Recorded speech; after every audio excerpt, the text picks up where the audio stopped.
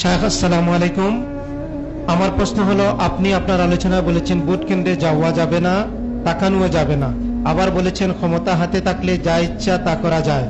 বর্তমান ক্ষমতায় যাওয়ার মাধ্যম হলো নির্বাচনে ভোট দেওয়া। আমি যদি ভোট দেই তবে অপেক্ষাকৃত কম খারাপ মানুষটি হয়তো নির্বাচনে জিততে পারবে। আপনি কি ইসলামকে রাষ্ট্র ক্ষমতায় দেখতে চান না? জি, আমি ইসলামকে রাষ্ট্র ক্ষমতায় দেখতে চাই রাসূলের পদ্ধতিতে। তার নাম সিলেকশন, এর নাম ইলেকশন। ইলেকশনে সিলেটের একটা ছেলে দাঁড়িয়েছে, বৃত্তশালী, লন্ডন থেকে পড়ে এসেছে, মাস্টার ডিগ্রি পাস, অতীব সুন্দর, ভদ্র, নম্র। ও ভোট পেয়েছে 2999।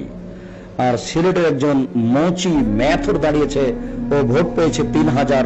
বলেন কে নেতা হবে? মুচি নেতা হবে। এই নির্বাচন পদ্ধতি আমি ইসলাম স্বীকার করে না। এত বোকা পদ্ধতি ইসলাম মানে না।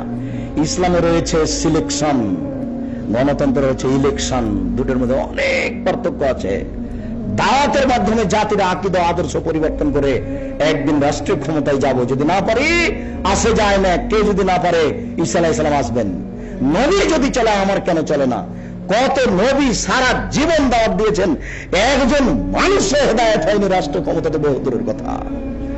এখন তো সিলেট শহরে হাজারো মানুষ আমার সামনে, এটা আমার অনেক পাওয়া। নেতৃত্ব নিতে হবে, এর জন্য জন্ম নিনি। নেতাকে আহলে হাদিস বানাতে হবে, এই জন্য জন্ম নিয়েছি।